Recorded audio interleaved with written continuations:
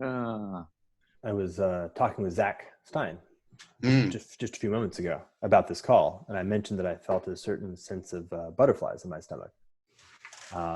And as I was kind of feeling what the quality of them, I was like, oh yes, this is the feeling that I had and still have before a sporting event, before I'm engaging in an athletic endeavor. Like the butterflies in the stomach, a sense of anticipation and nervousness, but nervousness not, well, you guys get it. You get the quality of Yeah. Not trepidation, but that sort of energizing anticipation. Is that what you're describing? Yeah. And I get that too. You get that too. Before baseball or in sports? But actually, well, both. But I was thinking about that. I was thinking about that before the call too. Actually, it's interesting to hear you say that because I had a similar feeling. And you're right; it's not trepidatious, but it is anticipatory, and I think it has something to do with the fact that these conversations have already shown that because they have the transmuting quality, such that at the end of it, we cannot have anticipated where we'll land at the beginning. And so there's something about that.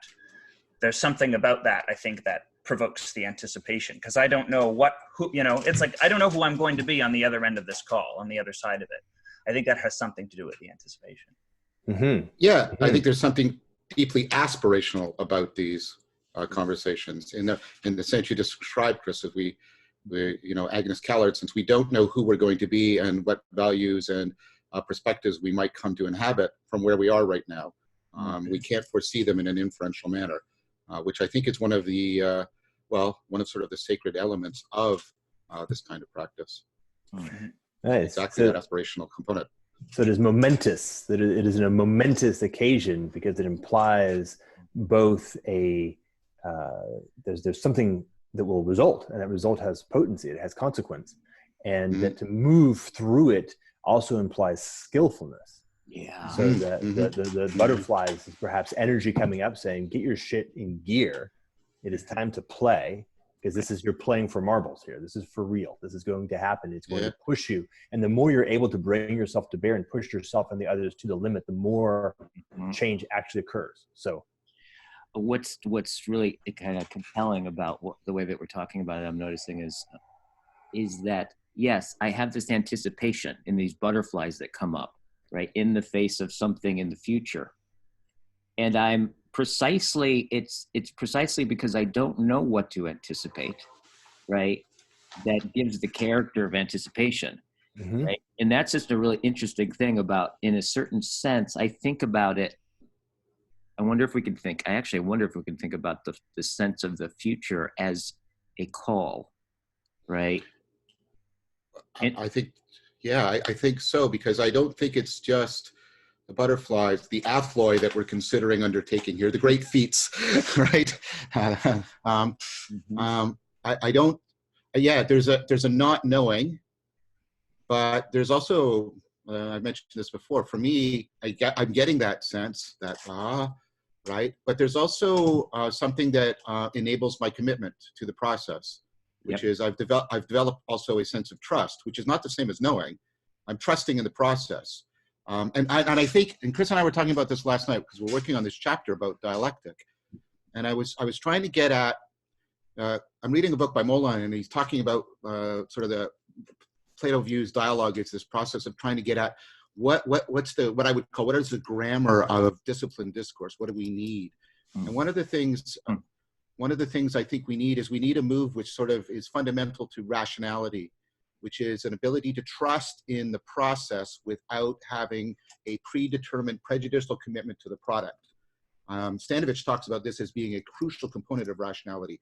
And although we're not entering into an argument towards a conclusion, I think we're doing an enactive kind of rationality because we are training each other in the ability to trust in the process.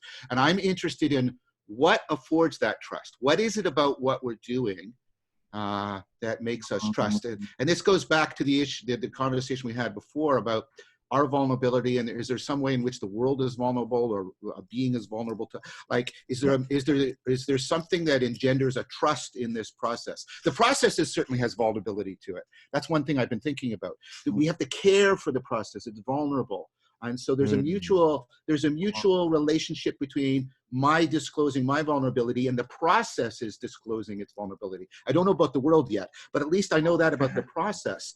And then that's to me is one of the things that's engendering a kind of love, and then that is engendering a kind of trust. And so the butterflies for me are they're not the butterflies of trepidation. They're like when Bilbo climbs above the trees in Mirkwood and he sees the butterflies take flight, and they give him a kind of trust in the journey that he's undertaken, because they give him a moment of love.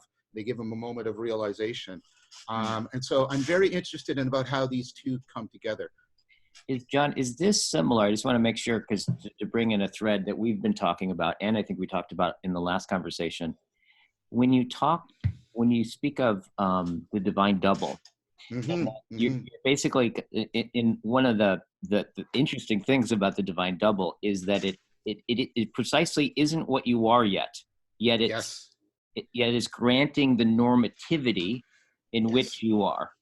And Exactly. I'm wondering about is it that sense, as I would say, it's like that sense of what's beyond the horizon, right? Yes. That has us have a kind of normativity that we're having in this conversation that makes it worth being vulnerable for, right? And again, engendering that sense of vulnerability as as distinct from something like exposure, right? Where there's a courageous, in a certain sense, a willingness to sacrifice something known or comfortable, right? Because something's worth it.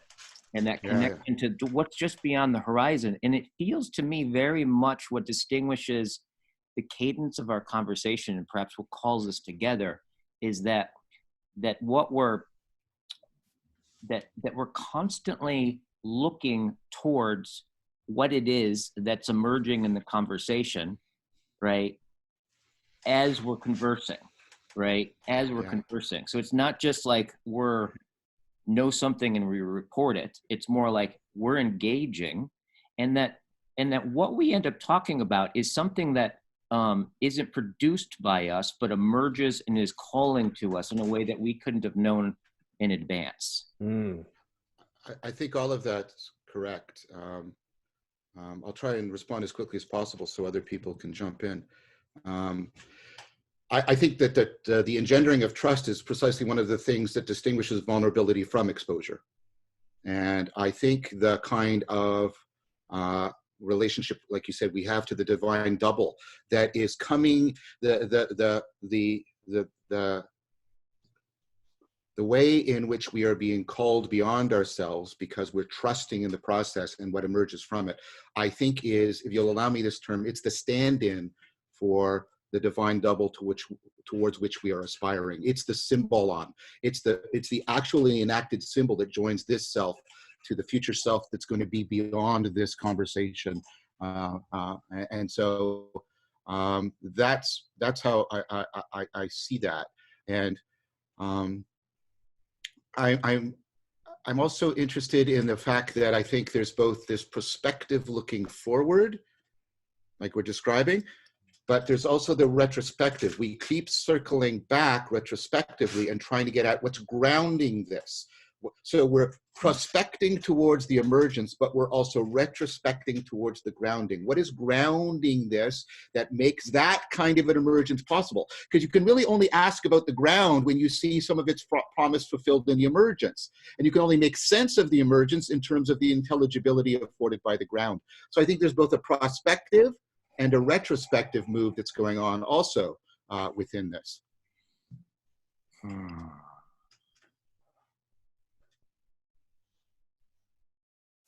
And as that settles in, and I just get the whole of everything that you just said, the implicit sense of vulnerability, the characteristic of vulnerability, just makes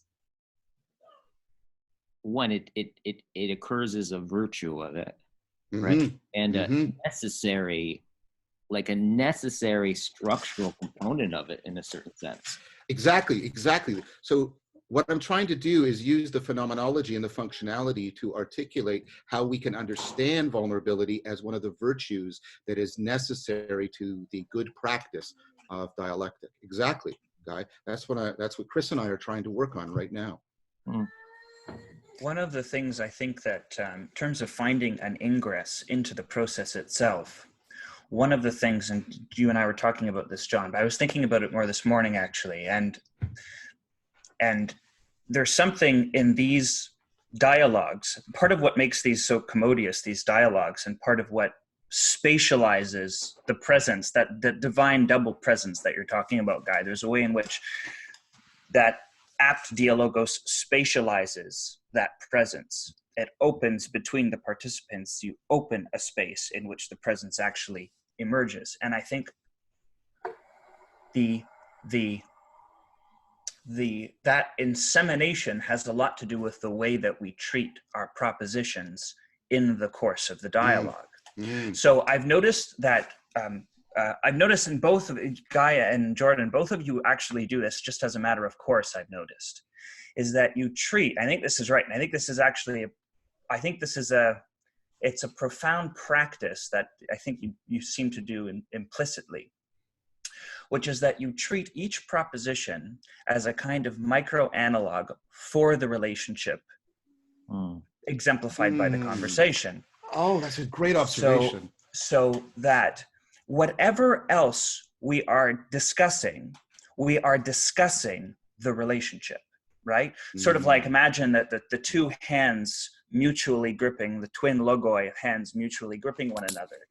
Every object that they take into hand is beholding them as it is beholden, right? Whatever we take into hand, we are also feeling the hands that are gripping the object. And so there's a way in which each proposition, as it is traded, contains within it that microcosmic presence of the whole relationship. And there's an assonance between them at the different levels. And if we treat every proposition as that microanalog for the relationship itself, then we realize that as we're treating propositions, we are treating the dynamic in a sort of more gestalt form. Almost holographic, the way you're describing it, Chris. We've been talking about that. That was beautifully said, by the way. Yeah. Like the way you talk. Yeah. Sounds good. Often you're talking. It's actually, it was physically painful, but not in a bad way. Stop it again. to try to actually feel all the way the wholeness of what it was that you were invoking and expressing, and the carefulness with which you were binding the expression so it was able to actually be propositional while holding the thing that it was referring to in a wholeness that had tightness to it. Me like drinking that in, I was actually feeling like very specific body parts were actually being affected. Like my right leg started to hurt.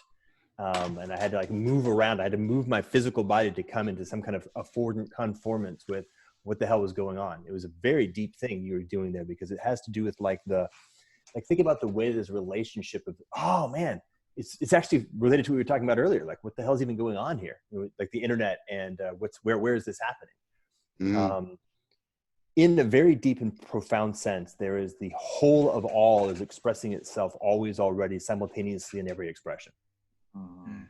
Right? That's where it's happening. It is happening everywhere. The whole, everything right now is sort of like, my vocal cords are vibrating and my mouth muscles are moving.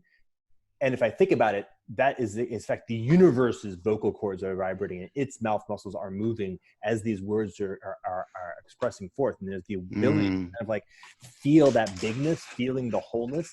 And I think that's very, very much what you were speaking to, is that sensing.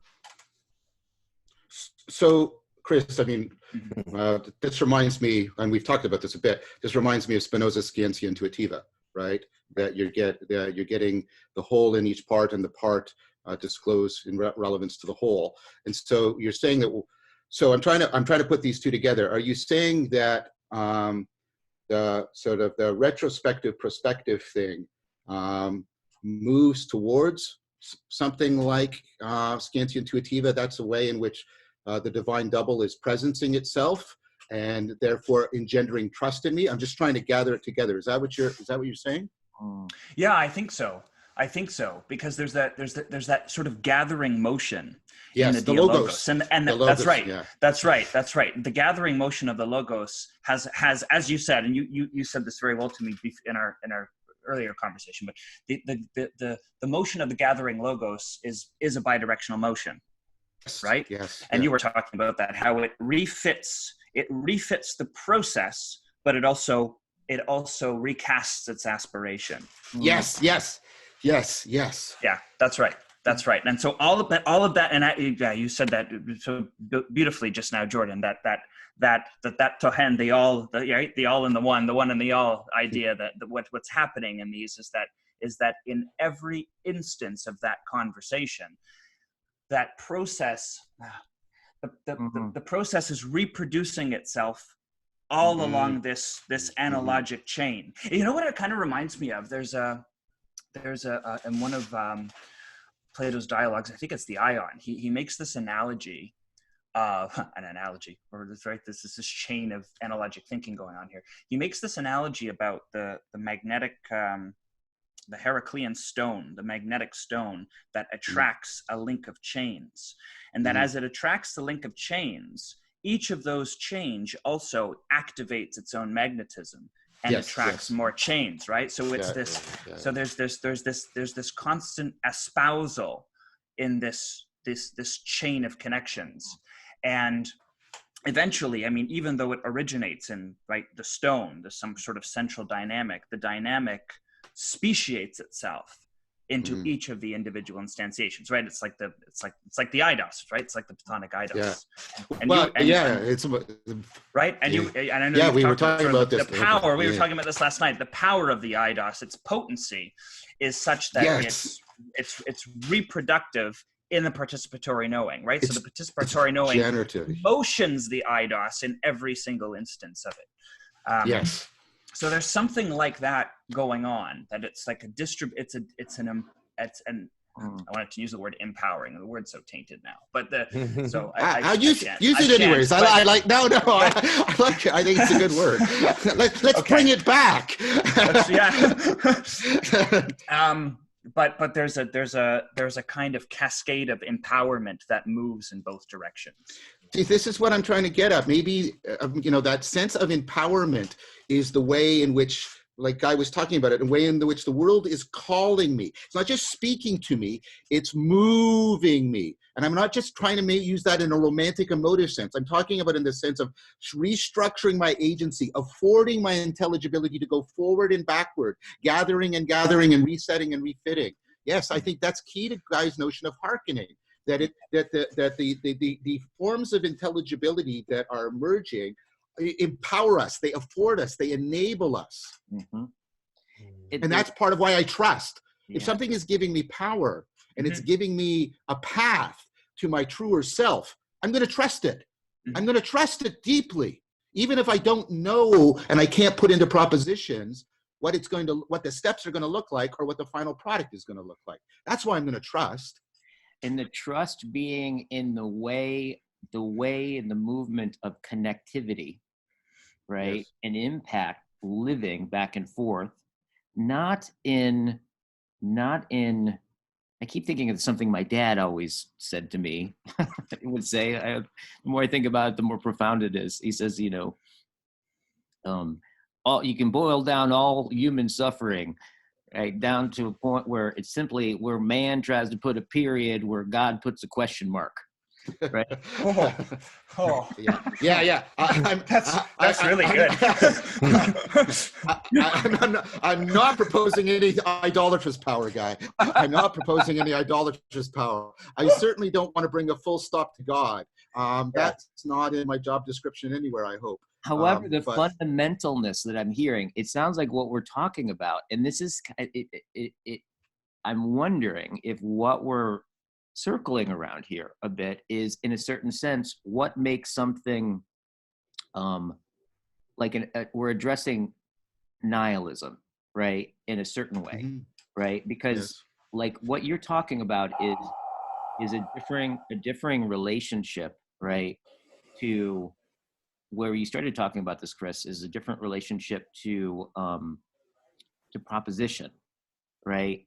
And what I think what we're saying so far, what I'm getting is that I'm finding the fundament, right, in the ambiguity, right, in the ever evolving effectiveness, but there's not a thing, a period that I can find that I can just stake a claim on, but rather maybe the sense of proposition. And this harkens back to a conversation that you and I were having a few months ago, John, where we were talking about, well, maybe what the measure of a proposition is really to the degree that it allows me to further question, to further reveal the mystery as a mystery. Like that like, and I think you linked it to a sense of pragmatism, or a truer sense of pragmatism that that James was actually talking about, that's very distinct from the pragmatism that's known. So I'm just really getting that. I guess what I'm trying to get at is there's a danger, not in how you take it, Guy, but there's a danger in the word ambiguity, because ambiguity can be a ground for equivocation. It can be a ground for vagueness. It can be a ground for bullshit. It can be a ground for deception and misdirection. And I don't think Plato was trying to bring about a resolution. I mean, he's very much about pursuing understanding rather than pursuing knowledge. I agree with Moline on that. So he's not trying to bring the full stop. But I think what we're trying to do here, right? And I think, and this is what the magic of it, I think what the practice is for us, is we're trying to bring clarity, right? And clarification is not the same thing as completeness. There's almost a Godelian thing there, right? You can't have them both, right? And so I think part of what the vulnerability is we give up on the completing, but we nevertheless don't take that as any excuse for not pursuing the clarification. And that's what I'm trying to articulate. Yeah, you clarified something in my... I didn't even know that there was something unclear until you clarified it. Yes. Right. Yeah, so this is... Please, Chris. Please, please, Jordan, go ahead. So there's something about the... what I was feeling, the word that came up for me was life. And life is living on the razor's edge, always balancing a forward movement between the actualized and the potential and the possible. And so every move, this movement of clarification, because we were just there, we just had it, right? You had John expressed in a way that generated clarity, clarification, but that clarification was simultaneously a realization, actualization, a concretization of something. It made something make sense in a deeper way, and an opening, right? And that, I think, is what avoids this thing that you were concerned about, is that's the movement. Yeah. The movement is one that increases possibility and increases actuality. Yeah, that's very well said. I like that. That's very well said. Yes. Chris, what were you going to say? That's So in all of this, including what you just said, Jordan, it seems to me that what's taking shape here is that the clarification, as opposed to the completeness, and that was a good differentiation, John. The clarification, certainly in the Socratic spirit, takes the form of inquiry, right? And it makes me think that part of what we are doing, part of the spatializing project, right? The dialogic spatializing project that we've been talking about, is afforded by if I can retrofit your anecdote a little bit, Guy, about your father's little maxim there, is what we're really doing is replacing the period with the question mark as a way of opening the space back up, right? Like in a way that the aspiring breath opens the lungful of space. What we're doing that's the kind of redress, right? That we're aspiring to. We're trying to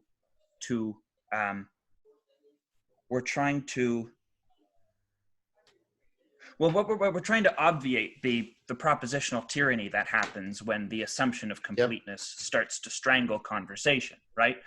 And so part of the engendering of trust, the espousal of trust, I think that we're talking about, has to do with the authentication of the process of inquiry as opposed to the process of assertion. And so that that metaphoric replacement of the period with the question mark is a spatializing gesture that opens up sort of that womb-like affordance for more intelligibility to then sort of lapse into the conversation and then to take shape. So it's like it's a formal change, but it's a significant formal change. And I think that certainly in the Socratic tradition, the formulation, the replacement of assertion with inquiry is a formal way of shifting the mode of conversation such that it becomes trusting, such that it becomes progressive. I want to add to that, because I think what that does is that shifts us off of the drive towards conclusion and instead like the drive towards appreciation and allegiance. So this is what you see in the Socratic dialogue. People come to appreciate more and more self-knowledge and the knowledge of being without having arrived at conclusions about self-knowledge and being. And then they have an allegiance to that process that discloses and trains them in that appreciation. And I'm using appreciation in the sense that in which you do a music appreciation class, because this is how you properly aspire. You engage in the process of appreciation, which has both the gratitude that Guy keeps reminding us about, right? But it also has the understanding, the changing of relevance and salience that Plato is emphasizing. You can play with the other meaning of the term as well, which is increase in value. To increase in value over time. Yeah. Yes, excellent. Thank you, Jordan. Thank you. Yes, that triple play on that word is excellent, actually. That's very, very helpful. I'm glad we're recording this, Chris. Oh my gosh. This is so valuable. This is every time, this is exactly what we're talking about. Every time thoughts come out, ideas come out collectively that I can't foresee, and I know in my bones I couldn't come up with them on my own. Yeah. I don't even think you and I, Chris, could come up with them just in our pair. There's something because the quaternity here creates a different team spirit. It's a different entity unto itself entirely than the one that possesses any smaller combination of any of us, I would imagine. Wow. So I'm returning to a theme that happened in the beginning of one of our previous conversations, is the implication of the presencing of the novel medium. Right? As you said, we are recording this, which is to say that we can record it. We now live in an era where it is possible for us to be having this conversation in a fashion that can be recorded for our own consumption and for more broad sharing. That has implications, significant implications. The Socratic dialogues were not recorded. They were remembered and then they were written down, which is a different kind of thing. And then our conversations that are ephemeral may not even be remembered particularly. So there's something about the fact of the possibility of this kind of that I think is very, very important. This is a new kind of possibility that gives rise to emergences. I mean, it picks up on two things, but transcends them both in how it picks up on both of them, Jordan. It picks up on Guy's point. He's constantly reminding us, and in Sati, reminding us that every conversation is impregnated with the other conversations, right? I always get this Indra's net image when Guy invokes that. I think it's powerful. But it also picks up, as you said, on that when Plato did something transformative to Socrates when he turned them into written dialogues, so that there's a meta-dialogical relation, right? There's a relationship between the dialogues. But we've got both of those, but then they're now taken up, and there's something new, right? There's the remembering, Guy's remembering, if it'll allow me to name it after you, Guy. And there's Plato's interdialogic relation, but that's now taken and made something even more by what this new medium is affording us.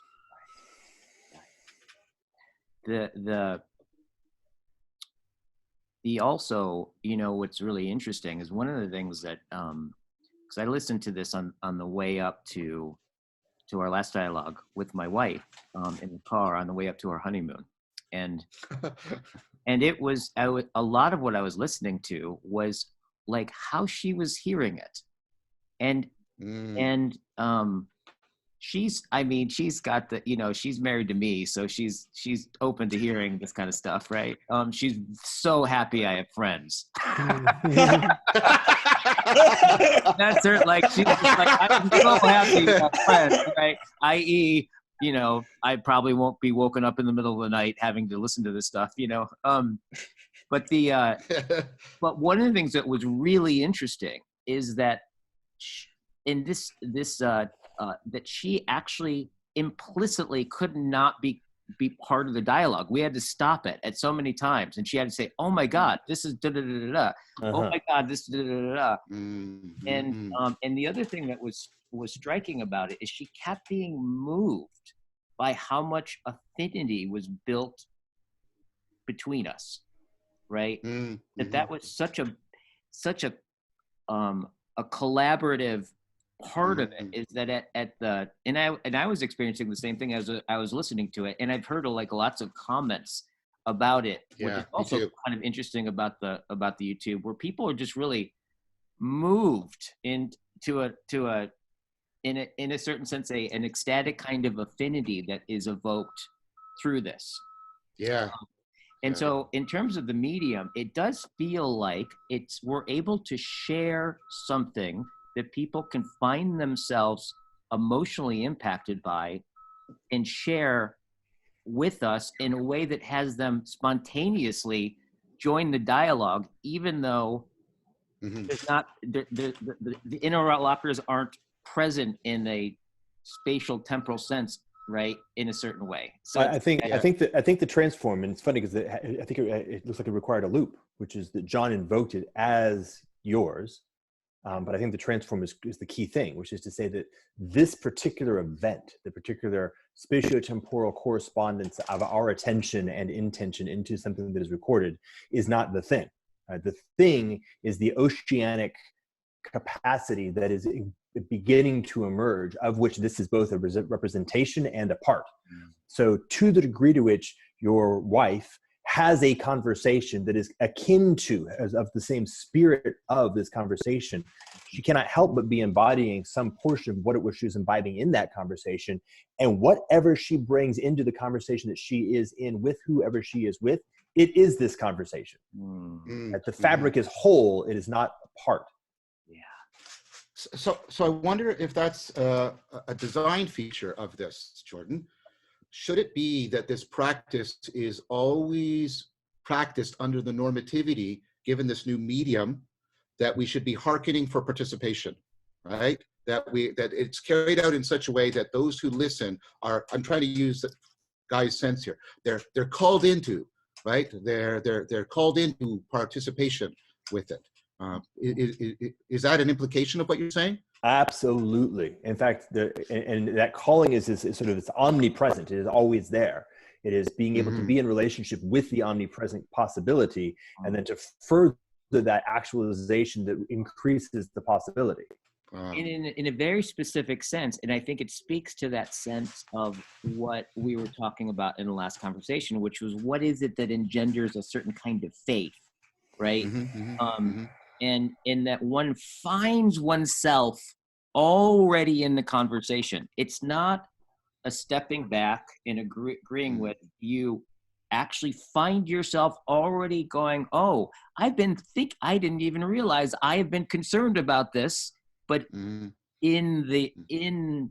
some level there is a this that's I think the deep participatory element. Because that's the knowing that comes from identifying with something inside of yourself, as opposed to just asserting a proposition, applying a skill, or adopting a perspective. When you say, I've already been, people comment that way all the time, right, on these dialogues. I was already thinking along those lines. There's an identification, something in them identifies. That's what I mean. They participate in the conversation because it calls forth. But that means there has to be, I don't know, a sensibility of the participants in these dialogues. Like Jordan's saying, we have to be we have to have a sensibility to this directed toward the fact that we have to be speaking to the potential of calling forth from people. Like, there's a midwifery, like Socrates said, in what we're doing. We have to touch people so they feel that they are conceiving. They're about to give birth, which is a participatory metaphor, right? I think, like, you see, I'm sorry, I keep circling back. I'm trying to get at, what are the design features? What's the normativity? How is it working? So I'm going to keep sort of redirecting things this way. I hope you guys don't find it too imposing, because I'm trying to, well, like I said, I'm trying to clarify for appreciation. That's what I'm trying to do. Right. So yeah. Guy, please. Well, it's actually, one of the things that really struck me in a conversation, Chris, that you had, that I think is actually telling, maybe very telling of what we're talking about right now, is I was struck by what it was with the interview or conversation that you had with, what is her name? She has the channel Sevilla? quality. Sevilla, yeah. Sevilla King. And one of quality existence. Yeah, and one of the things that you spoke of that really struck me is you said something like, yeah, it's funny, these conversations we've been having, I'm finding myself having, I don't remember exactly how you put it, but something in the world of finding myself seeing my identity legitimately as a philosopher, right? Right. There's something about the conversation that, like, and I didn't get the sense that you were like, I'm not a philosopher, right? And I don't believe it. And now that I've had these conversations, this officially makes me a philosopher. It's more of a sense that I'm finding myself just implicitly experiencing myself as a legitimate philosopher. That's right. And in a certain sense, I was really struck by that. That's the realization of the divine double. Mm-hmm. That's what that is. That's the realization of the divine double. When you feel yourself giving birth to yourself, that's the realization of the divine double, I would say, God. And what's interesting to me about this is that it may speak, but it's like through the dialogue, right? Yes. It's through the process, right, of something that we're forever like outdoing our propositions, right? Or birthing out of our propositions into new propositions that lead to these kinds of things. That there's also something that implicitly has to do with finding identity, right? In a participatory way with each other. Yes. That really just stood out for me in the conversation, and I thought that hermetically was revealing. Thank you for that, Guy. Mm-hmm. Yeah. It's interesting because because I think very highly of you, and so having the guy, likewise. As you should, Guy. As you should. Thank you, Guy. It's interesting that just sort of erupted in a moment. I don't think that had occurred to me in advance of that realization in that moment. But when I think on it now, you're exactly right in that it has something to do with partaking of the identity of the Dialogos. And it has something to do with hearkening myself in the throes of that identity, overhearing myself, as it were, and what I overheard could be termed a philosopher. So there's still a sense of dissociation in that the identity belongs to the process. It belongs not to me. It belongs to my partaking of the relation. Yeah. And it is only true in the context, in the motioning gesture of that relation. So when I enter into the forum with you all, there's a sense in which I feel I am possessed of the identity. And now the possession of that identity lingers beyond the conversation, because what use would the conversation be if it did not linger after the fact, right? If we didn't introject it and it didn't live on within us. But it is something I hear and not speak, if that makes any sense, right? It is bespoken, but I don't find myself speaking it. I find myself overhearing it. You know, it's funny, and it brings something to mind I was thinking about earlier, which is that, Guy, when you talked about the experience of sitting in your car with your wife and listening to our dialogue through your wife, you know, it makes me think of that, like that's sort of a little instance of a phenomenon that happens constantly, which I find really interesting, which is, I think, an example of what we're talking about. You know, when, you know, you sit down, perhaps you sit down and you watch something, maybe it's like something on TV or a film or something like that, and you have a certain impression of it, it has a certain impact on you. And then you sit down in company, with not just any company, but you sit down with like close familiars, intimates. And that the second time you watch whatever it is you're watching, you're listening and watching through the ears of the relationship espoused by the company you're in. You're not listening as an individual. You're listening with the ear of the group. Mm-hmm. And so when individuals are affiliated by this distributed conversation of which they partake, and they're internalizing the conversation and then participatorily knowing it, I think what's also happening is that they start knowing through the dynamic. And so they listen through it, they hear through it, and their understanding is understood through it, right? So there's a sense now when I'm becoming interrogative with any given subject matter, there's a sense now in which I'm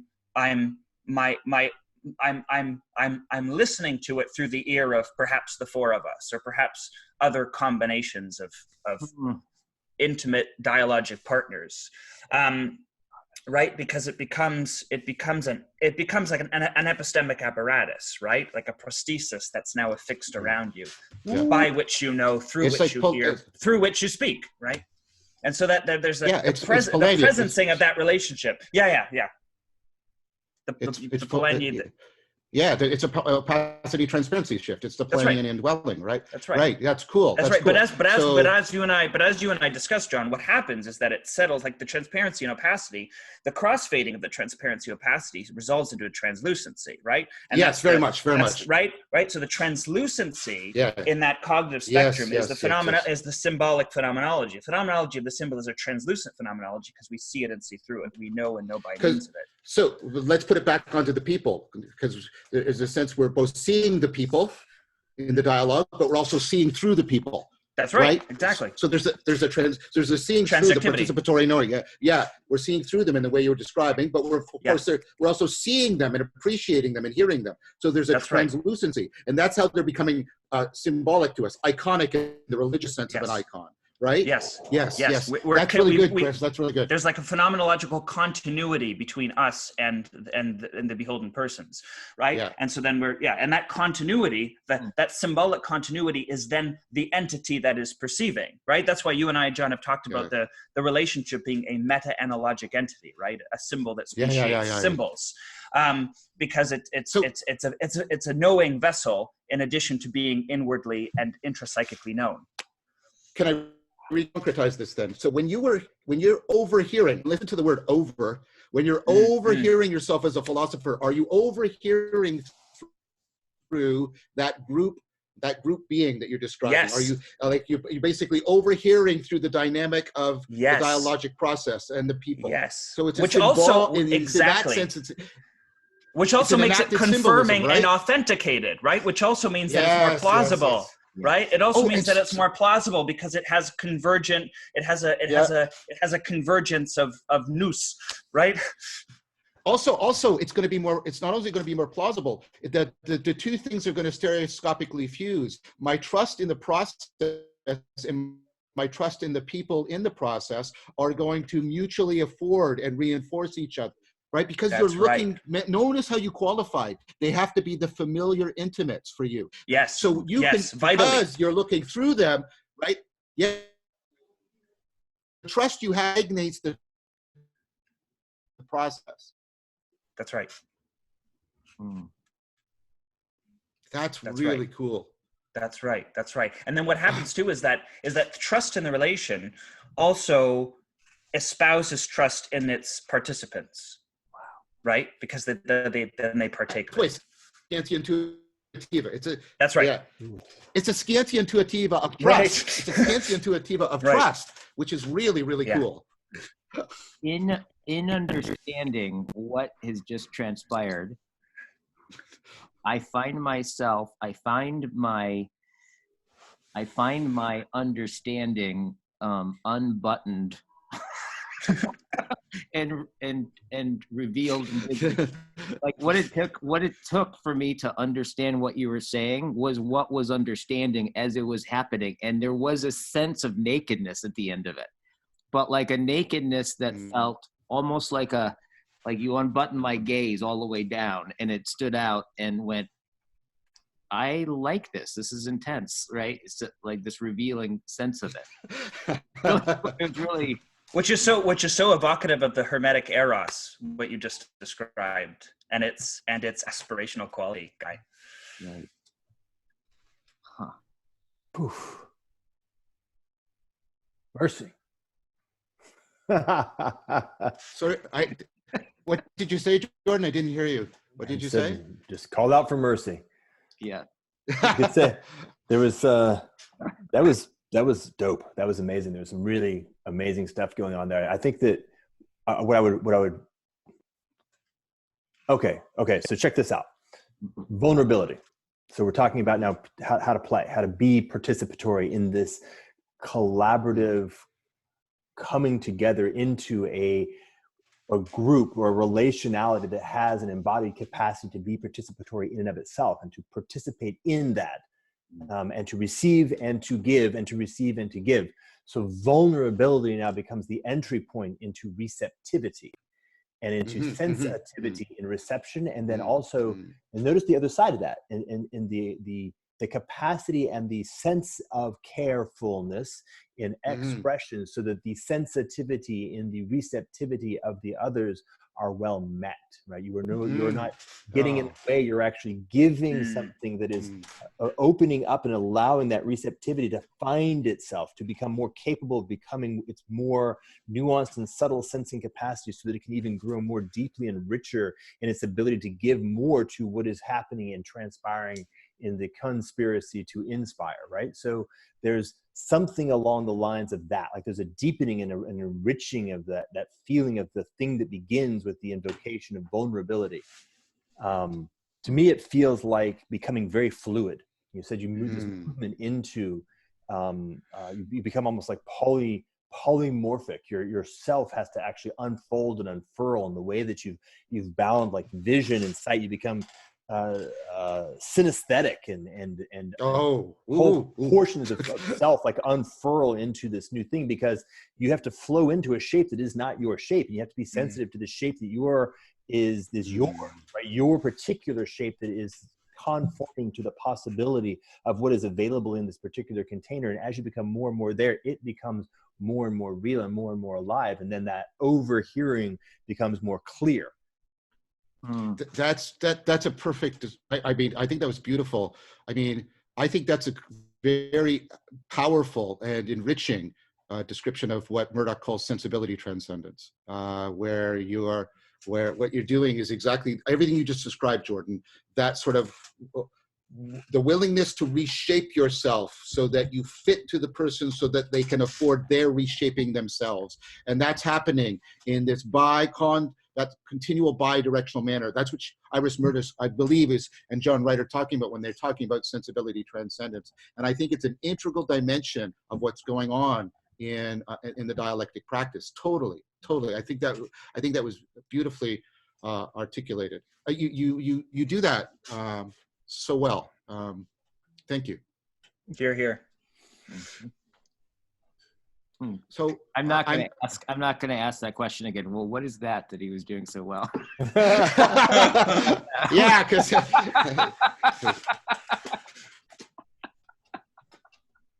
so I'm wondering if it's okay if we could pick up on a thread that Guy introduced, and we went on to do a lot of good retrospection. We were doing a lot of what's the grounding and how is it affording the intelligibility. But I want to come back to something that Guy said that struck me prospectively, which also taps on another dimension of the vulnerability and trust, which is the confrontation with nihilism. You mentioned that, Guy, you explicitly named it as that. And part of our responsibility, as Jordan so well articulated it, to the people who might be listening, right, and to speak so that they can find hearkening in what we're saying, is to realize that many people are coming to these dialogues precisely because of the meaning crisis or the confrontation with nihilism, an experience of disconnection, absurdity, etc. And I think if you guys are willing, I'm not trying, I'm suggesting, I'm requesting, could we come back around to that theme? Like in what way do we see this? And let's try and bring it out in dialogue the way Chris so aptly described it. Create the overseer from which we can see and hear ourselves. I guess it's the overhearer as well. What is it about this practice that can be responsive? Right? We're not looking for a conclusive argument against nihilism, because I don't think that's doable for reasons I've articulated elsewhere. But how is this a response? And I'm using my words very carefully, and I want to pick up on the three meanings that Jordan assigned to this word, that make that a response that people can appreciate, a response to nihilism that people can appreciate. How is what we're doing a response that people can appreciate? Yeah. That's what I'd like to ask now. I'd like to ask the logos that we have engendered between us. You know, one of the things that strikes me is, you know, I think an underpinning or an undercurrent of this conversation is, on one level, we're talking about this dialogue and dialogos and the development of this, and we're asking ourselves, what is this thing we're participating in? What calls it into participation? Like, what moves towards it? What moves away from it? But I think there's also a way that we can look at the dialogue as a way of being situated in life, your relationship with the world. And I think that's why when you said in the last dialogue, when you said that you retorted with or that question of, God, Chris, does this mean that what you're saying, that the world is vulnerable? And that seemed to be like a summarizing, culminating, opening point in that dialogue, where we were all kind of, you know, blown away. And I'm wondering about if that question actually points to a response to nihilism, right? Because if we can experience, right, in some way, the world being an animate responsiveness and a vulnerability, then I don't have then I can have the experience of living meaning, right? That is the thing that I think that people are really wanting, and what is missing, right, in people's daily lives, right, is this sense of that they don't, when they look out at the shopping mall and the world doesn't have any sense to it, right? That they can experience. They don't feel it. And I'm wondering if that's really good. Yeah, I'll just kind of leave it with that. I just want to, this is just to make sure I've understood. So part of what you seem to be saying is people are drawn to this process, the dialogos, the dialectic that engenders the dialogos, because they see an exemplification of an aspect of being. I'll try and use a word very comprehensively here, that espouses vulnerability, that espouses receptivity, and that allows for that kind of connectedness, right? Touchingness, contact, intimacy with the world that people are hungering for in the meaning crisis. Did I understand you correctly? Yes. Okay. And then in a certain sense, my understanding of part of the nihilism is so intricately where, you know, the scientific horizon has people kind of pre-reflectively just look at it and sees it as not something that's vulnerable or responsive to us or feels us, but that it's inert matter that we can act upon, and it'll go on with us or without us. And that's a lot. I mean, nihilism is really complicated, right? And it's obvious. I'm sort of familiar with that. Right. Yeah. So I'm cautious in making claims about it, but but I think that there could be a way, and I think it's inherent in what draws us to converse and notice it, is that there's a way in which this could be seen as like a symbol, right, of a way that's possible to relate with the universe per se, right, in a living way, right, in everything that so it's an exemplification and an instantiation of a way of being, and the response to the meaning crisis is always going to be a way of being, as opposed to a set of propositions. Is that a fair? Yes. Yeah. Okay, I want to hear what Chris has to say, because he's been trying to interject. No, it's okay. It's good. It's good. So, Guy, you connecting these two things together, the vulnerability, the idea of the world's vulnerability and nihilism is like, what an insight that is. Because one possible formulation of the problem of nihilism is that the body of the world is barren, right? That it is inaccessible to us, that it's closed, that it is no longer suggestible or impressionable. And that means that it is not fertilizable. And so I think one of the projects, any response to the meaning crisis, has to find a way to refertilize the world. And then even in all of your language, Guy, once again, like there's this embodied vernacular of eros emerging. And so then the vulnerability and the phenomenological suggestibility and the process of symbolizing the world is something approximating this dialogic project. Like what we're aiming to do is mutually refertilize with the world. Because if one of the problems of nihilism is that we are disinterested in the world, we're disinterested because it doesn't seem to avail potential within itself. It's opaque to us, right? Going back to the transparency opacity issue, the world has an opacity, right? It's just perennially obfuscated, right? Barred from entry. And so then I think one of the projects, the symbolizing nature of the dialogic project, is that we're trying to gain access to a phenomenological texture in behind that opaque edifice that is otherwise none of our sort of more naturalistic probative implements can gain us access to something that requires a symbolic process like the Dialogos. So going back to your question, John, about, what can this offer to if not inoculate against nihilism, then at least to countervail the pathology in nihilism, is to become interested in the world again. We have to trust in the potential of the world transforming as a consequence of our practice.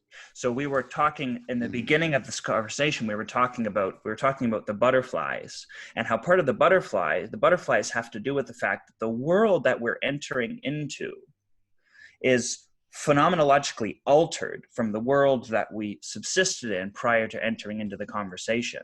So one way of regaining interest in the world is a trust in the potential that the world can in fact transform to our touch, and that the dialogic process offers, because it exemplifies, it offers such a trust, right? The trust in the transformative process becomes a trust in the potential for the world to be phenomenologically retextured. And that is the trust, and that amounts to perhaps a capacity to become reinterested in it. Well, that interesting, to be within, right? Interesting, yes. To be right, within. And dwelling, yeah. And dwelling, and so so it sounds like, and you and I have sort of been trying to get this to work. So here's another shot at it. It sounds like there's a deep analog in the symbolic sense, right, between dialogue, the dialogue that we can have between people, and the anagoge we can have with the world. Mm-hmm. Because in the anagoge, we can get that reciprocal opening that engenders love, right? And we get a sense of the responsiveness of the world, because as I shape myself, right? It's kind of like, it's another analogy is like the biological analogy of niche construction. The animal is shaping the environment, which is shaping the animal, which is shaping the environment. And there's, in the idea of niche construction, biology, and anagoge in Plato, you get that coupled responsiveness, right? And you get a sense of that. You have to be really careful about your language here because it can be misunderstood, but there's a sense in which the world, at least the way the world is disclosing itself to you, it makes the world be, in that disclosure, the world is kind of self-transcending as well as you are self-transcending. There's a mutual opening of you and the world. And so there's that kind of aliveness and responsiveness. So it sounds like there's a deep affinity analogy between the sensibility transcendence between people and then the anagoge between people and the world that's actually being afforded in this practice. And so if people engage in, and this is what you see in the Platonic tradition, if they engage in, the interpersonal practice, the sensibility transcendence, they also were practicing the anagoge ontologically, and the two were seen as completely interpenetrating and interaffording each other. Right. It's like the two thous merge, right? The thou, the thou of the world and the social thou opposite us, and the thou of the ontological mystery of the world converge in the symbolon, right? That's that's why, right? Excellent. Oh, beautifully said. Oh wow, that was great. That was really good. That was really good. And there's a part where one of the things that struck me in the last conversation when we talked about this is there's a horizon that I think is you were responsive to, John, which, by the way, I always appreciate your horizons that you respond to. They're so good.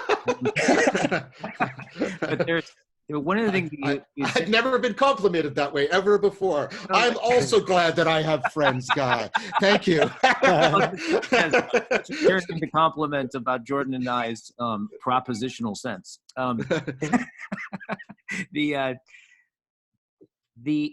You got really had a response or a relief or an exuberation in the idea of that the world could be thou without having to personify it. Yes, that's exactly, yes. That I've been thinking about since, that I think is within this excitement. I want to kind of just unconceal what's important about that, because something's important about that. Yeah, and you're impregnating this conversation with some wonderful conversations I've been having with Paul Vanderklay, and especially with J.P. Marceau and Mary Cohen. We just did this, we just released it, I think yesterday, a three-way discussion between us, because I was talking about the contrast between theism and non-theism. And what you just said was something that I was groping towards in that conversation, which is I was trying to say that I want to get to a position where I can address the world as a thou without addressing it without personifying it, right? And that this is the gold that needs to be mined out of non-theism. That we can get to a place where we're deeply, if you'll allow me to verb it, because it should be verbed, where we're thouing the world, but there is no person here. And that's, I think, how non-theism could be understood to be representing sacredness. And so that is something that because the concern I have, right, is, right, that when not that we should drop this thread, because I think this thread is wonderful, it's golden fleece thread, right? But as we start talking about the thou, as Chris is appropriately doing, by the way, right, and we start talking about the responsibility of the world, there's a tendency to move towards kind of an ontotheological theism. And then and then Heidegger and Wittgenstein and all of the people that have helped me so much come up in my mind and say, what are you doing? Don't go back into ontotheology. That's how we got into nihilism in the first place. So that's the horizon that's behind me. And I've been literally participating in recent conversations about what you just so astutely put your finger on. How can we thou without there being a metaphysical person that we are addressing? So how do we avoid craven images? Yeah. How do we avoid craven images, and how do we avoid, right? I take very deeply, and I talked about this in my recent episode on the meaning crisis. I take very deeply Heidegger's critique of ontotheology as being a fundamental grammar for nihilism, right? And so part of the game B, Jordan, is to not go back into the grammar that gets us into nihilism. If we try to disclose the phenomenology of what's happening in dialectic and dialogos, and it leads us back into ontotheology, I want to step out of it, because that to me is just that we've lost the game. in my mind, in a very important way. And you raised something earlier that reminded me of something that hasn't been part of this conversation, but it connects to the meaning crisis from the other direction, the direction that I spend most of my time in. So niche construction. Yes, yes. And one of the challenges, one of the risks of niche construction is that the organism is quite good at niche construction. Yes, you overfit. You overfit. Right? And so it becomes hyper fragile. Yeah. It becomes, it's able to control the changing of its context so that it itself can fit to its context to a very high level. But when reality finally breaks that control and the context changes, the organism is now hyper fragile. And this is. But Jordan, that's exactly Heidegger's critique of ontotheology. Exactly, which is why I came up. Exactly. It's comprehensive niche construction that became indispensable, and then when reality moved beyond it, right, it revealed itself for all of its monolithic momentum. It revealed itself as hyper fragile, and that's Heidegger's argument for the emergence of nihilism. So we humans are moving now very quickly into a phase where our capacity for niche construction must achieve a enduring escape from that trap.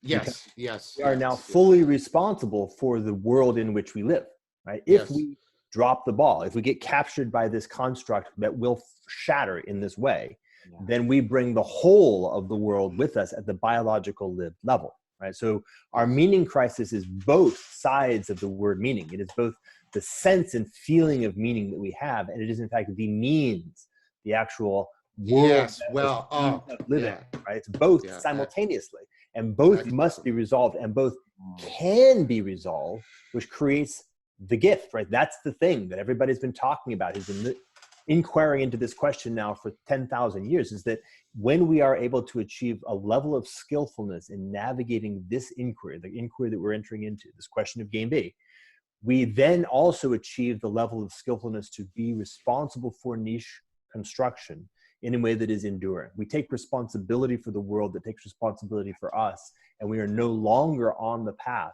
of potentially running into or running off ground into extinction that has always faced us, right? Always faced every organism. We're in a different game. Yeah, this goes right to the heart of the conversation, Jordan, you and I had about the religion that's not a religion.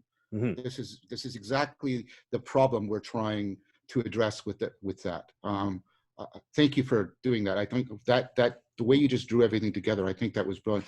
I think that what I would say in response to that, which I don't think it's just an implication, is the issue I had with ontotheology is it vows the world so much that the vulnerability of the world is lost, and it becomes right, this freezing, right, this locking down. And I mean that's the basis of Heidegger's critique, because once we get ontology frozen by ontotheology, and as you said, and then the world, as it always will, reality goes beyond that, then we lose touch with the world, nihilism, because our touch is frozen. It has been numbed by that framework. So what the question I have, okay, is like one of the things that caught my attention was, I think in just the way that I think, John, you put it. Yeah, our niches become so context fitted. Overfitting, such that the reality, when reality shifts, it becomes highly brittle. Yeah. In its overfittedness, what is it related to if it's not related to the reality, right?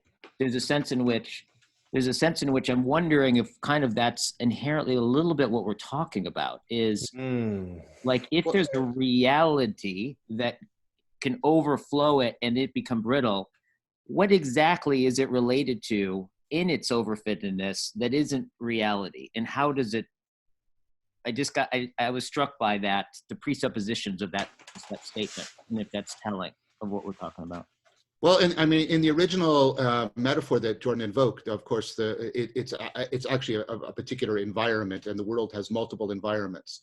And so I think you could extend that analogy. The world has sort of multiple aspects, that our relevance realization machinery can couple to. We aspectualize the world, but if we lose the translucency of our aspectuality, right, and it becomes an opaque veneer that is now stuck to the world and hardens the world. And then ultimately, if the world slips away behind it, right, we've lost touch with the world because now we're just touching this surface that we've made. So I think just like, I'm trying to build on Jordan's analogy, right? Just like you have, like, here's a jungle environment, but the problem is, you know, then the African rift opens up and it becomes savanna, and now you're screwed because you've overfitted to a jungle, and the world has moved on and introduced this new kind of environment, right? And so if you set up this kind of particular metaphysics, what Heidegger called antotheology, right? And it fitted you to a particular way in which reality can be aspectualized, but reality is going to move on. It's going to move on, and then you're going to lose touch. That's how I'm trying to understand it. Did that help? I think, yeah. Guy, the way I've talked about it is the thing is the past. Yeah. The thing that you're talking about is the past, which is to say that the past embodies itself it's that period that your father warned you about, right? It's that which has been endeavoring to make that which is and that which shall be nothing more than what it was. Yeah. Right? Does that make sense? So this is actually, I'm thinking about this translucency, right? Like what you heard you say is like, oh, something becomes fitted, right? And then becomes overfitted. It becomes opaque to the reality. So there's not a translucency that it's in relationship with it, updates it, and makes it flexible. And look what your hands are doing. This sounds like what happens in intimacy, right? Because it's like, exactly. Yeah. And also it's a kind of hearkening to, I think the thing I've been thinking about too, a good way of looking and highlighting what may be happening in these dialogues that make them shine forth in the way that they do, right? Is this distinction between idle talk and authentic speech, right? It's kind of this way in where I think idle talk has that quality of I'm saying what I'm saying, so as to keep something in existence that was, right? And it's like the way that the interpretations of the culture carry forth, right, through all of our thoughts, and like it's inertial. It's inertial. Like that, yeah. And it's idle in both senses too. Yeah. I just want to pick up on that motion that you were doing, Guy, because I think the gesture was important. And I was trying to get this, that not only do you lose touch with the world, when you become numb, you lose touch with yourself. It's a bidirectional numbing that's happening. That's what nihilism is. The numbing of the world is also, it's introjected as a numbing to oneself. And that's when it particularly bites us. That's when it really, really bites us. And that's why I think the invocation of intimacy is exactly the right thing to say there. Yeah. In that sense of, and this is why it's really important, I think, because, and this is where it starts. I want to just bring in some parallels to some other things that we've been talking about too, but I've been, encircling, right? Which in many ways just kind of highlights and puts constraints on this particular thing that happens in relationship. And as has been pointed out, that even though it's explicitly a secular practice, and talking about it using all of these terms that are religious languages. Yeah, I've noted that too so much. Right? Yeah, so interesting.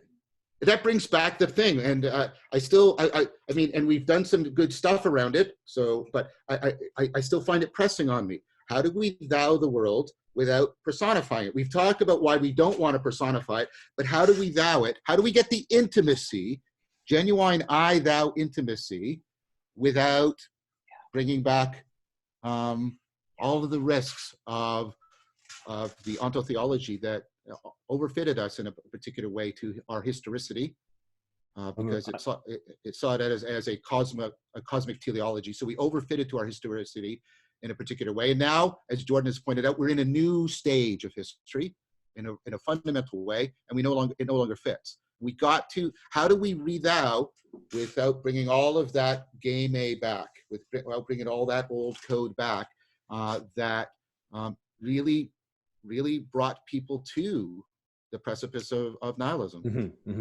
Yeah, I'm mindful of in my own life the experience of the recurrence of the simplicity and the sort of very simple practicality that seems to be the grounding. So you said it's a way of being.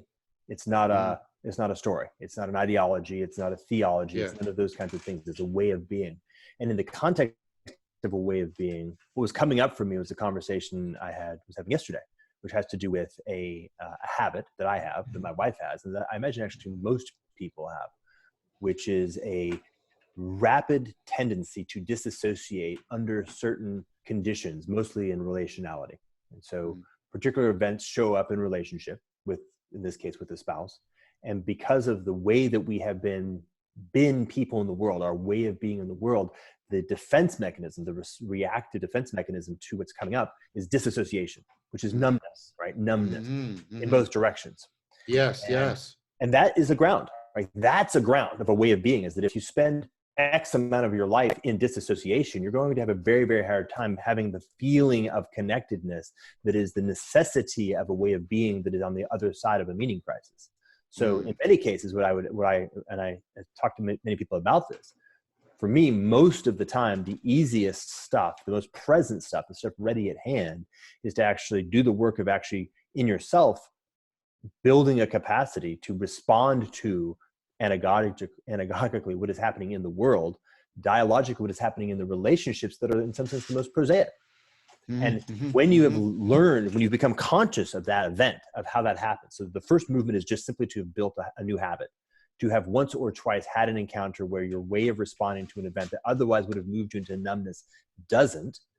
Then the next move is to then become conscious of that. You can become aware of that as a kind of thing. This then becomes the hand, right? You can now begin the crawling up on your own, up into a deeper capacity to be in a meaningful relationship with the diversity of experiences that life is throwing at you. And because you've had it first person in yourself, in something that may in fact be very important, like a relationship with your spouse or with your child or something like that, it's grounded, right? It's not esoteric. It's not theology. It's not sort of hand wavy. It's not fancy. It's really very, very the most possible real there can be.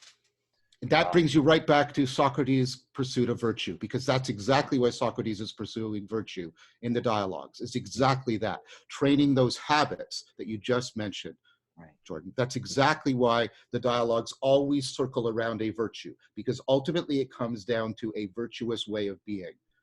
That's what's being trained in the dialogues, as opposed to a particular conclusion to an argument. That's why the dialogues will often end in a propositional aporia, but people want to spend more time with Socrates. That's how a couple of the dialogues end. The interlocutors who, no agreement about courage or friendship has been arrived at, but the interlocutors say, I want my sons to come and spend more time with you, Socrates, because the dialogue itself is training the habit, it's training the virtue that you're talking about, the ability to be the virtue of receptive responsiveness, the virtues of sensibility, transcendence, and anagoge. Yes, and what is precisely important about a virtue is it's a way of being that inseminates the very most prosaic aspects of our life.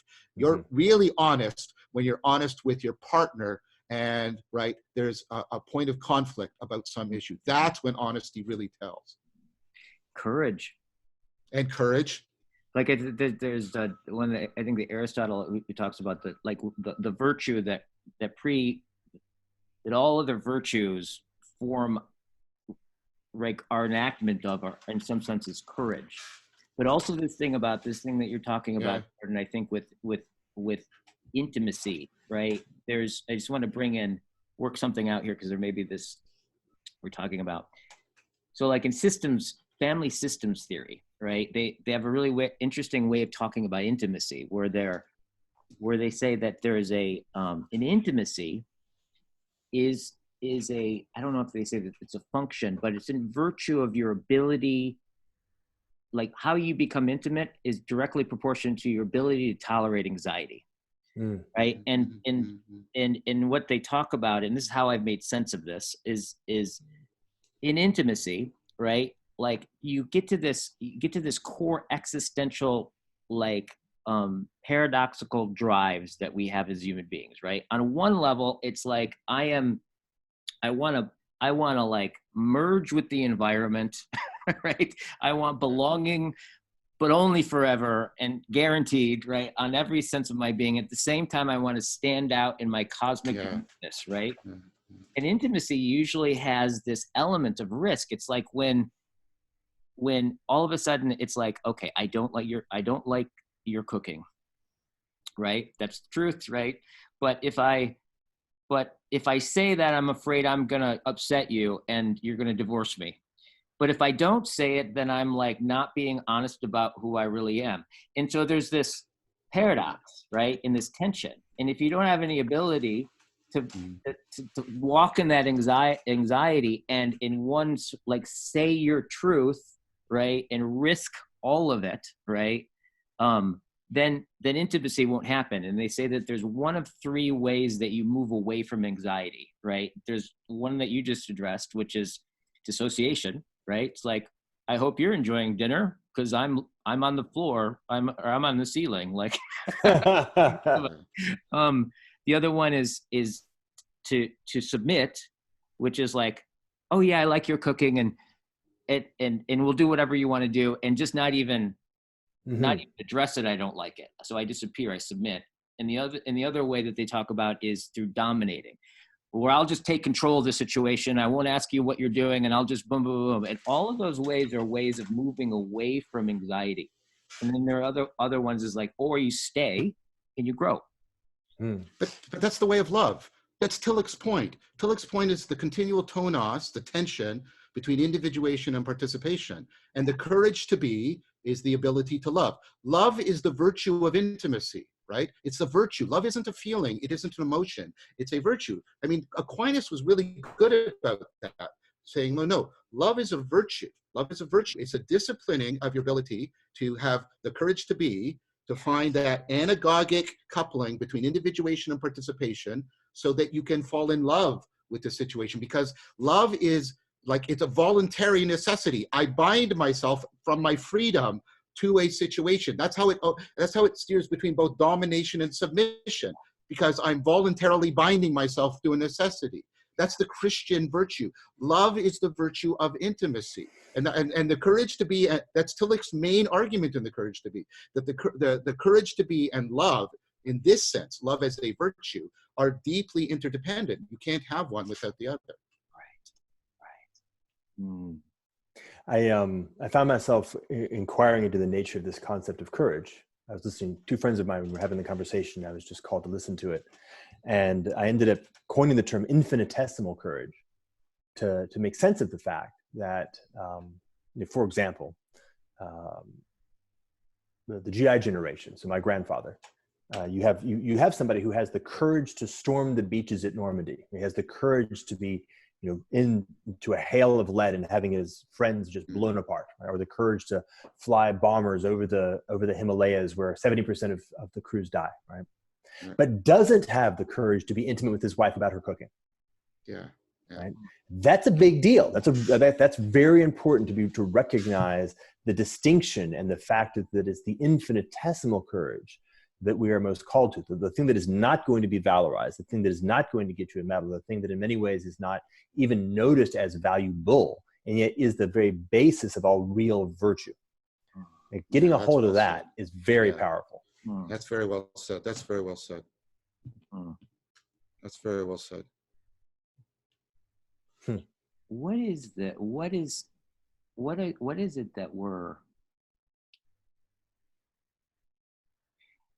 like, why do I know to hear that is really important? Like the infinitesimal, like I'm like, oh yeah. Well, what is it like? What is the understanding that grants that and has that light up is important, right? Well, I'm going to say relevance realization. I mean, I'm going to say you had an insight that altered what you found. You didn't get so much new data. The difference between knowledge and understanding is to grasp the significance of what we know, right? And that's why understand. And Molly makes the argument that Plato's actually after understanding rather than knowledge. And what happens in an insight, right, like that, is your relevance realization machinery is altering this. It's altering what you find salient and relevant. So a new significance is now available to you that wasn't available before. But the thing about things like virtue is, like, and this is also made plain in the dialogues, and this is one of the reasons why they fall into aporia. You really can't know courage unless you have some courage. You really can't know. There's a Meno's paradox about virtue. Unless you have some honesty, there's nothing I can appeal to in you to get you to aspire towards honesty, right? So there's what I'm saying, guys. There has to be something in you already, and then its significance has been disclosed to you, and that's why you responded to it in the way you did with that kind of primordial agreement. That's what I would suggest is going on. And that's the very thing. I think that it's also maybe highlighting the very locus and place, right? That what we're talking about is the vulnerability of the world and the I, thou, the world is something to do with the nearness of it, right? Yeah. There's a way in where the world on one level is really out there. It's the most out there of out there, but it's also the thing that's like so near, it conceals itself in its nearness. It's like there is an intimacy with the world, it seems to me, in that we can lose track of the world. It's so close to us. It both determines us, right? There is an intimacy that perhaps we can recognize and unconceal, right? Yes. That maybe our nihilism numbs us to that relation. That we can get in touch with what we are already we are that which is the in touchness of it. There's just something there. Yeah, I want to draw you out on this. I want to deduce from you more, because you said this before and I've always found it provocative. I understand. I think I understand. I mean, that's maybe. I think I get a sense of what Heidegger's talking about when he talks about the nearness. But you're doing a thing that I don't see, at least it's not explicit in Heidegger. You're drawing this connection to the vulnerability and also to the vowing. And I get a sense that there's something there. It's not clear to me yet. But so I like, maybe you want the rest of us to engage and help you with it. I want to draw that out more, because there's something there. There's something about, there's a hidden intimacy in the nearness that bespeaks the potential to thou the world and to disclose it as vulnerable. I mean, that's just a very clumsy sentence to try to draw it all together. There's something about like, I've noticed this for me, and in our conversations, is that the real deep relevance realizations have this quality of it was already there, right? Like, and that's one of the things that makes it so potent, and also makes its connection to wonder, right? Wonder, I think, is really a big part of this. Oh, totally, yeah. Is there, in fact, in that wormhole, sense-making wormhole episode that we were on, this one guy he described wonder in this amazing way that actually points to this. I thought this was great. I've been thinking about it ever since. It's like, wonder is when you're in a room that you've been in your whole life, and then you lean back on the wall and you realize there was a door there. And wonder is that experience of recognizing, right, that there's an open door to a whole nother world, and that it was there the whole time, and that somehow it was concealed to you, but it was there. And that experience of where the ground opens up, and that ground, on some sense, was closer to you than yourself. Another example of that is the movie The Sixth Sense, right? Yeah. Where you get. He's dead the whole time. No one knows it. And then right at the end, out of the corner of his eye, he realizes, and everyone else realizes, oh my God, he's dead. And then it goes back to the very beginning of the movie, and all the scenes go one by one, and you realize, oh my God, and it was obvious the whole time. So, so let me try and piece this, because I want to do this step by step, because it is important. Okay, so I get the nearness, because it's a sense that it was always there, because what's changing is not sort of the ontic entity. What's changing is its significance or relevance for you. I get that. So it was always there, and then in the insight you also get the responsiveness that bespeaks a kind of intimacy. So I'm trying to piece this together. Phenomenologically, I've got the always there-ness, which gives me nearness. I got the responsiveness, which gives me a kind of intimacy, a mutual affording, right? And then that maybe brings the vowing. Is that what you're saying? Is that how it's going together? Maybe that's how it's revealed. It's kind of like this sense of this is one of the things that I've noticed with circling people and getting, like, when people have this experience of like feeling deeply seen, like it's this profound sense of intimacy, right? That is almost, when they have it, you realize like, oh my God, I've been like deprived. There's this experience of like, I've been deprived of this my whole life. I didn't even know to look for it. Usually has this way in where somebody gets like, oh my God, you so care about this. Like they kind of perceive this inherent thing that the person has been grappling with, and that there's a being right under there that's so deeply embedded and cares for it that they're downstream from it. And then someone kind of gets it, brings it in language, and they're like, oh my God, no one's ever seen me before. And they haven't seen themselves before, but it's fundamentally true. Like, so that I think maybe one of the things that what gets numbed, right, with the lack of the I thou, right, what gets numbed has something to do maybe with what Tillich is talking about in the ultimate concern. Like this, yes. Are already always our world is very much constituted by our concern, right? No, so there's the ontological intimacy, actually. So there's the Platonic recollection or the Buddhist sati. There's a deep remembering, right? I get that, but sorry, I'm not trying to trivialize. I get that. I think that's really important. What I'm trying to get at is like, in the dialogue, I can felt that I'm seen. Yes.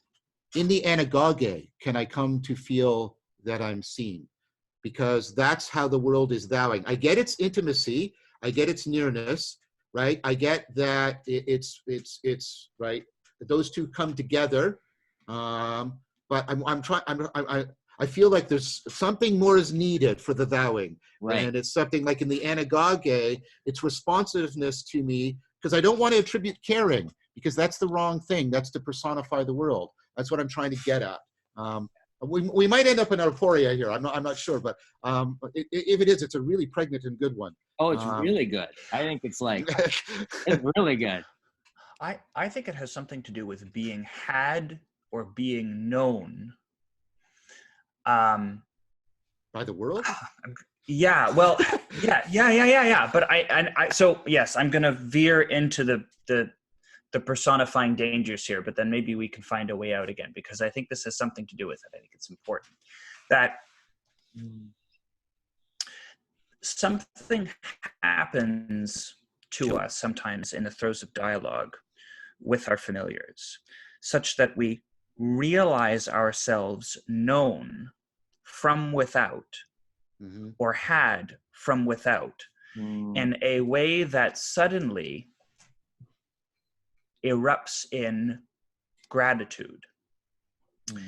And I think gratitude as a disposition unconceals the way ontologically in which we are had and situated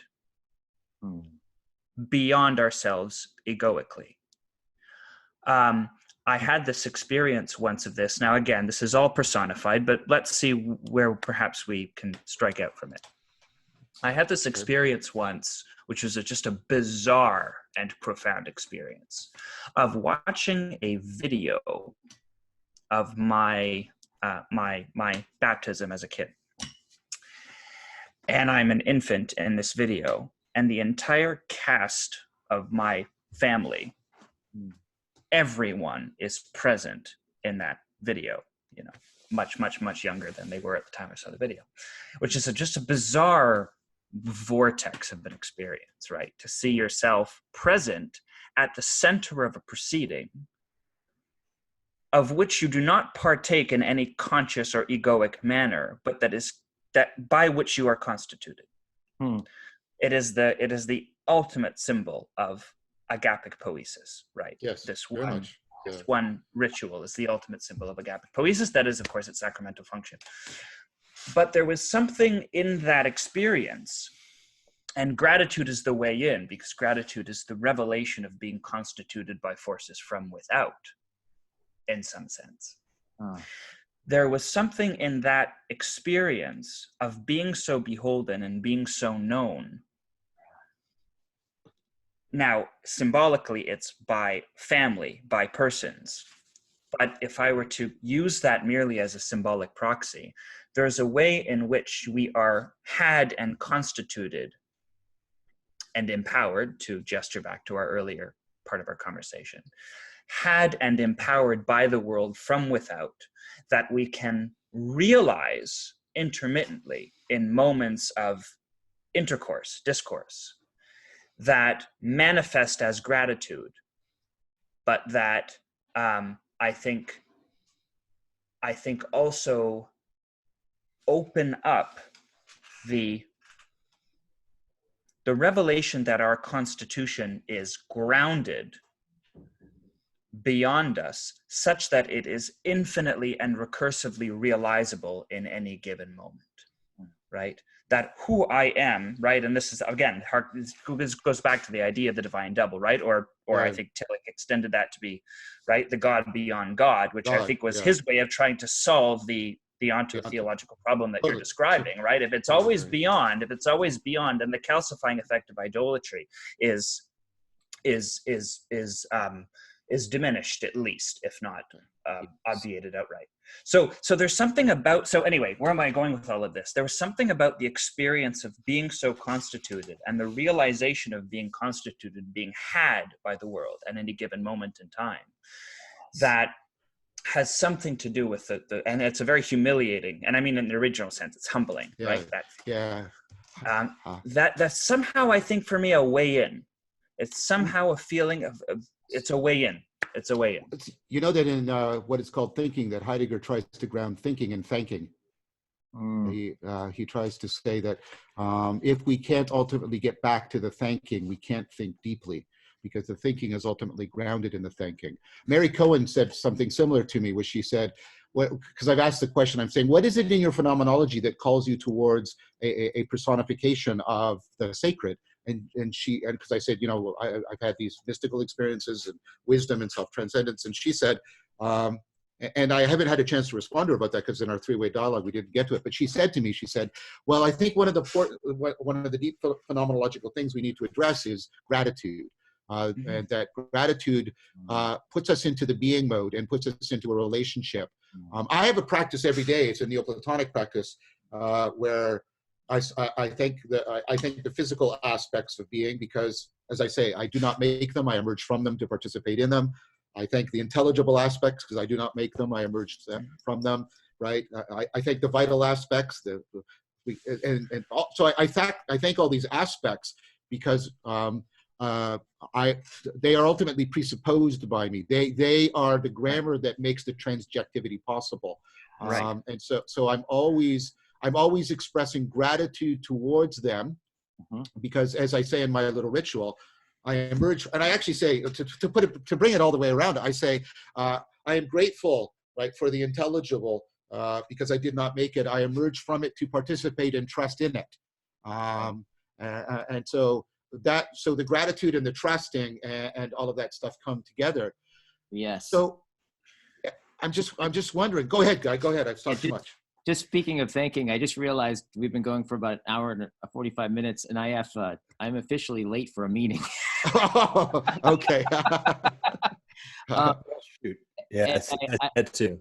I just want to say that, like, I love the place that this is completing in its unfinishedness, because I can just tell this is part of this, is that just like as Bateson would say, the difference between a blockbuster movie and an artful movie is a blockbuster movie, like crescendo, like peak, crescendo, climax. You walk in one way, you go through that, and you walk out exactly the same.